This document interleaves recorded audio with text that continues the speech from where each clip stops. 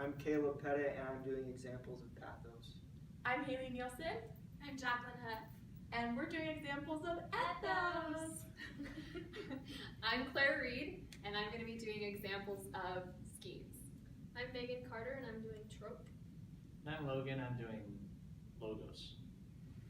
And Yeah. What do you get when you put together a team of some of the best statisticians, organizational psychologists, sociologists, engineers, and researchers? You'll find out in this article where you can read about the studies and findings of Google employees through an initiative called Project Aristotle. Through this project, they were able to discover the key factors in building the best possible team at work. Although there are many factors that can contribute to a team's dynamic, the results they found indicated that teams where each member spoke approximately the same amount and had high social sensitivity were the ones that had the most success. I'm Larry. And I'm Ted. And we're going to review logos and pathos for today. So, in our article, what we're reading, it contains examples of various logos in rhetoric. So, throughout the article, you'll find outside logistics and research done by Google's research team. So, to help persuade the readers with reasoning, I've selected this example. Can you read this, Larry? I would love to, Ted. One study published in the Harvard Business Review last month found that the time spent by managers and employees in collaborative activities has ballooned by 50% or more over the last 2 decades, and that at many companies, more than 3/4 of an employee's day is spent communicating with colleagues. Yeah, you see, like with this example, people are able to find a conclusion with a reason that the study was made and make a comparison for like how they should work. So. Good. I think in this article there's a lot of examples of pathos and logos. One specific that I chose was this. So I'm not sure how to pronounce his name, but I think one of the things most people don't know about me is that I have stage 4 cancer. And when I read that, that brought a lot of emotion. I think he shared that to be able to strengthen the relationship with his team and be successful. And I think there's a lot of examples, and this whole article gives pathos examples of hope that things will work out. But there's pathos and logos. Thanks, Ted. Yeah, that's a good example, Larry. Thanks. Hi, I'm Sherry. And I'm Shed. And we are talking about ethos. Yes, and ethos is such an important part in our articles because it is literally how we know if an article or a piece of work is credible.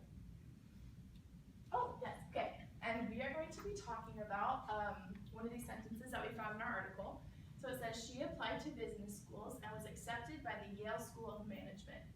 So obviously when you read that, you want to listen to someone who's gone to Yale. I mean, Yale is such a prestigious school. And the fact that she was accepted to the School of Management gives her a lot of credibility, and in the piece that she wrote. Yes, Shed, that's correct. One of the biggest things I thought that greatly demonstrated ethos was in the article. It states, in 2012, the company embarked an initiative codenamed Project Aristotle to study hundreds of Google teams and to figure out why some of them stumbled and why others were successful. The main, I guess you could say, the question of the article is, or what we have, is what Google learned from the quest. So to back this statement up, what they've narrowed it down to is, one, they looked for 180 teams from all over the company. And they also, with psychologists and sociologists, they researched that focused on what are known as the group norms. Yeah, and that was so good. And like knowing that like the initiative they were doing and then explaining what the initiative was gives it a lot of credibility because we know what they studied and why they did it and the results that they got. So. Hi, I'm Mary. And I'm Red. And we're going to be talking about tropes and schemes today.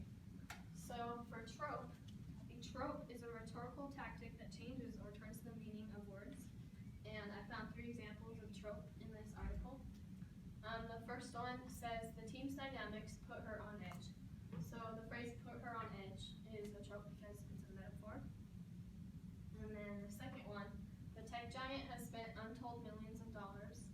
And the trope in here is the tech giant. And then Because she's not literally a giant, right? yeah, Right. exactly. And then for the third one, it says most days I feel like I've won the lottery, which is also a metaphor because he doesn't really feel like he's won the lottery. He just feels really lucky. Right. Great examples, Red. Thanks. All right, so for schemes, schemes could include bounce, repetition, omission. The one that I've chosen to focus on here is bounce. This is an excerpt from our article, and it says, Rozovsky's study group at Yale was draining because the norms, the fights over leadership, the tendency to critique, put her on guard, whereas the norms of her case, competition team, enthusiasm for one another's ideas, joking around and having fun, allowed everyone to feel relaxed and energized. So, in this first part of the sentence, it talks about how the norms, and then it has this dash here, which includes the fights over leadership, the tendency to critique, and then it has another dash. In the next sentence, when they're talking about the other team, they have this same dash and talk about enthusiasm for one another's ideas, joking around and having fun. So that same pattern is there, and then another dash. So that is called balance. Great example. So why do they call you Shed? You know, I don't know why I get asked this question so often. Well, I was born and raised in a shed, and you know, just keeping on the family name, I'm actually Shed the third. Just keeping on the family name of, you know, Shed. It's very deep and meaningful to my family. Also in high school, I had a severe protein deficiency, so I lost a lot of my hair. So I also gained the nickname of Shed, or was bullied with the nickname of Shed. Thanks for watching.